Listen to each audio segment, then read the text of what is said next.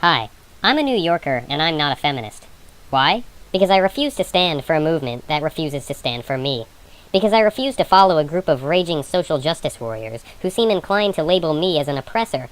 No, not because of anything I've said or done, but because I'm a man, who feel the constant need to remind me of a privilege I have, that of being male. A privilege that I have never experienced in my lifetime. I'm a high schooler. I'm not a, quote, oppressive corporate dominator. Like the average modern-day business even has nearly the level of misogyny in it that you feminists insist it does. Trust me, they're far too worried about bending over backwards to not upset the feminists in charge of HR because they whispered to another coworker that they thought someone they saw looked hot today. I'll say this. I've never once received any privilege, even anything really positive for the reason of my sex, or for the reason of my gender. Those two things have been separated today by feminists, and sure, I'll go along with it. However, I've received a constant storm of accusations from everyday people and from secondary media sources like BuzzFeed, telling me I'm scum, that I'm horrible and inherently sexist because I'm a man. And so I ask, what privilege? Never in my life have I ever experienced anything positive as a direct correlation of, never in my life have I ever experienced male privilege. Yet it's thrown like a blanket over everybody who has a penis. Yes, I'm upper class. I'm privileged there. But the only societal gender bias I've ever seen has been pointed against my sex. Male privilege. What about female privilege? What about the issues that men face that hardly ever get tackled by feminism? Men are expected to always pay the bill at restaurants. I never see that being talked about anymore. No matter how feminist our society gets, men are still expected to pay for the meal. Men are several times more likely to commit suicide. You don't want to talk about that? Fine, blame it on biology. But I find that a little hypocritical since whenever someone blames a difference between whites and African Americans on biology, they're practically burned at the stake for it. Also, consider how there's virtually no rape victim shelters for men, many of which keep men out, even when the majority of rape in America happens in prison to a primarily male demographic. Men are far more likely to go to prison, that's a given, and consider that women almost always get a shorter sentence than men, even for the same crime. Sound at all familiar, feminists? Men have been the only ones drafted for war, the ones who will go out and die involuntarily. The second wave feminists advocated for an ERA, which would have required women to register as well, but the women of the time simply didn't want to risk giving up the privileges they have. Feminists call the society we live in a patriarchy, despite all the privileges given to women today for feminism and in the past. Women are not oppressed now. In fact, women were not oppressed throughout history, just as men were not. There was simply cultural sexism that went both ways. By the way, for men, it's extremely unlikely to win custody of their children after a divorce, yet women are always made out to be the victims. Abortion is almost entirely up to the woman, which seems fair, it's her body, right? But even when a man wanted to abort a baby and his wife refused, he still usually has to pay the child support. I think women are relieved of their ethical responsibilities in society too. It used to happen and it still does. What feminists call the travesty of being objectified actually helps them in life.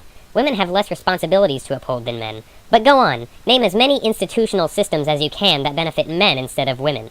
I bet that I could name more privileges that women have than men. But instead of accepting that maybe women aren't the victims all the time, men still always have to be the oppressors, and feminists are insistent that women and minorities are always the oppressed. A little while back I heard the term, ladies first. And the first person to say, that's sexist, was a guy, which, that is a sexist term by definition, whether you think it's problematic or not.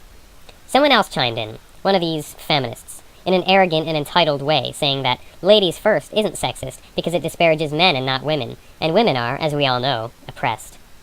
In this situation, no one spoke up or said anything about just how stupid this logic was. No one called bullshit because the few people with enough reason to were afraid of the majority, so they kept silent. In my environment, and in most of liberal society today, people believe that you can't oppress someone because you are oppressed, just inherently. Look, that's just not how it works. You can't just not be sexist if you're a woman, or not be racist if you're a minority. How do you people not see how ironically racist and sexist both these ideas are? Essentially, by this person saying that women are not oppressed, so any sort of double standard that benefits them is good, which is indeed what she said. I'm not taking her words out of context. She's saying, I can't oppress you because you're the oppressor, and you're the oppressor because I'm oppressed. There's no sort of reason to it at all. Do you see how circular that logic is? Saying men are the oppressors because women are oppressed is just a blanket statement. There is practically no evidence to back it up, and it's only proven by having to believe it already. It's like making a case, and your only evidence for that case is the case itself. But I've said this before. Feminism is not about men. It's never been about men. It's never been about equality or equal rights. It's about women's rights. And I'll let you in on a little secret. It's not meant to stop at equal. It's meant to keep going, to get as much good done for women as possible. So, I'm not a feminist because I'm not a woman. And if you're disappointed in feminists at that, it's your own movement's fault, because I don't feel included in it. Why would I fight for women's rights? I'm not a woman. I have no reason to fight for women's rights. You know what I want? And what I've wanted since I had any sense? Equal rights. Not men's, not women's. Women aren't oppressed, and you know what? They've never been oppressed. In more, quote, patriarchal times, when women didn't even have the same legal rights as men, they still weren't oppressed.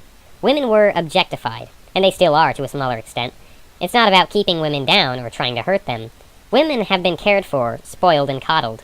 And yes, patronized, disrespected, and even beaten and raped. But violence against women, which feminists hypocritically will tell you is the most atrocious thing, it has never been seen as good. Violence against women has never been part of the patriarchy, because just about any sexist will tell you that women need to be taken care of, silenced, and have a silver spoon put in their mouths while they're working in the kitchen.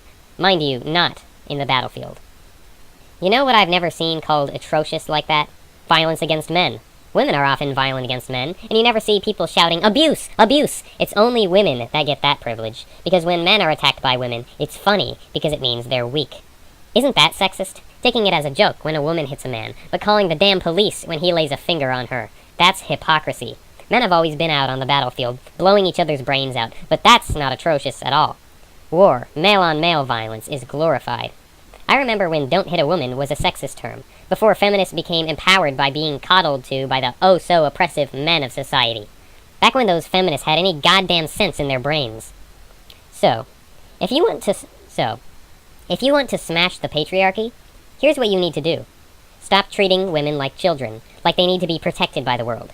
When you expect women to get the same privileges as men, they also need to be held up to the same expectations. Your way of leveling out the playing field does not help equality, because if you abolish old societal expectations from one side, but don't do the same for the other, you're bound to be left with an oppression far worse than before. Don't just advocate for women's rights. Advocate for equal rights. Because I guarantee you, if you look, you'll find a lot of issues men face that women don't.